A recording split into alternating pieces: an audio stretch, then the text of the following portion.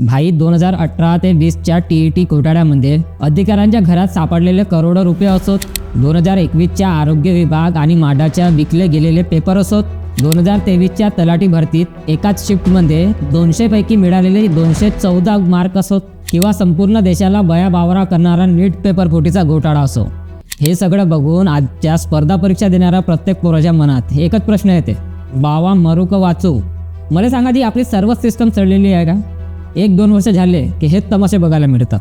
जे मे महिन्याच्या सुरुवातीला दौडच्या SRPF भरतीत जे समोर आला ते बघून आपल्याला आता हेच वाटतंय की आपली आता पूर्ण सिस्टमच भ्रष्ट झाली आहे.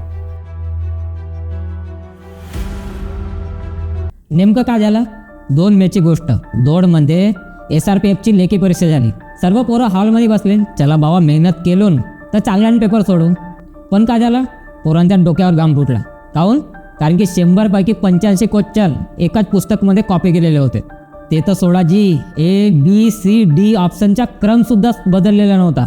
भाई प्रॉबॅबिलिटीच्या गणितानुसार 100 पैकी 85 प्रश्न एकाच पुस्तकातून योगायोगाने येणे शक्य आहे का? मग हा पेपर सेट करणाऱ्या अधिकाऱ्यांचा फक्त आळशीपणा होता का? की त्या खाजगी प्रकाशनासोबत झालेली एखादी लाखो रुपयाची प्री पॅन डील होती?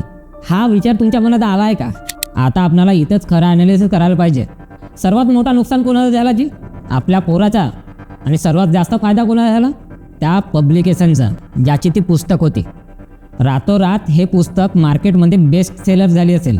आता उद्या जाऊन राज्यात कुठलीही भरती येऊ द्या, पोरं डोळे झाकून हे पुस्तक विकत घेण्याचा विचार करतीलच, कारण की त्यांच्या मनात हा गेम फिट झाला आहे. आता मला सांगा जी, आपल्याला विचार करायला पाहिजे का नाही? त्या अधिकाऱ्यांनी पेपर सेट करण्याच्या बहाण्याने त्या पब्लिकेशनची मार्केटिंग तर नाही केली ना? विद्यार्थ्याच्या भविष्याचे खेळून हे मार्केटिंगचा कोणता नवीन मॉडेल सुरू झाला भाई? या राजकारणात तमाशा झाला भाई तो एका प्रामाणिक विद्यार्थ्याचाच. विचार करा जी 5-6 ऑथेंटिक पुस्तकं वाचून तो विद्यार्थी लायब्ररीत घाम गाळत होता, म्हणजेच अभ्यास करत होता. त्या मेहनत करणाऱ्या विद्यार्थ्याला पेपरमध्ये कमी मार्क्स पडले, आणि ज्याने स्मार्ट सेटिंग लावून फक्त ते एकच पुस्तक पाठ केले असेल तो आज वर्दी घालून पोलीस झाला असता. हे तुमचे कष्टाचे आणि मॅरिटचे डायरेक्ट खून आहे, नाही का? हार्डवर्क करणाऱ्या पोरांनी का फक्त फॉर्मच भरायचे आणि स्मार्ट सेटिंग करणाऱ्या पोरांनी नोकऱ्या घ्यायचे? हाच नियम राहिला का प्रामाणिक विद्यार्थ्याकडे? भर फॉर्म हो बरोबर, पण भाई त्या विद्यार्थ्याच्या खिशाला लागलेली आग. सेंटरवर जाण्यासाठी STचा खर्च, राहण्याची आणि खाण्याचा खर्च. एखादा मिडल क्लास शेतकरी कुटुंबातल्या पोराने एखाद्या मित्राला उधारी मागून हा खर्च कसा मॅनेज केला असेल त्याच्या त्यालाच माहीत राहत. सरकार ही परीक्षा पुन्हा घेईल जी, पण त्या विद्यार्थ्याचा गेलेला वेळ, पैसा आणि मानसिक त्रास सरकार परत देऊ शकेल का? तुम्हीच सांगा. म्हणून भाई या व्हिडिओच्या शेवटी मला सांगावं असं वाटतंय, फक्त व्हॉट्सअप स्टेटस ठेवून काय होणार नाही जी. आता मला तरी वाटतंय फक्त बावाजी करून काही उपयोग राहणार नाही. आता वेळ आली आहे राज्यामध्ये कडक कायदा आणण्याची. कशासाठी?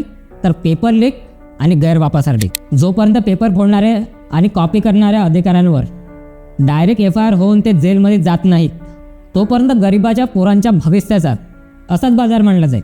यावर तुमचं काय मत आहे? कमेंटमध्ये सांगा.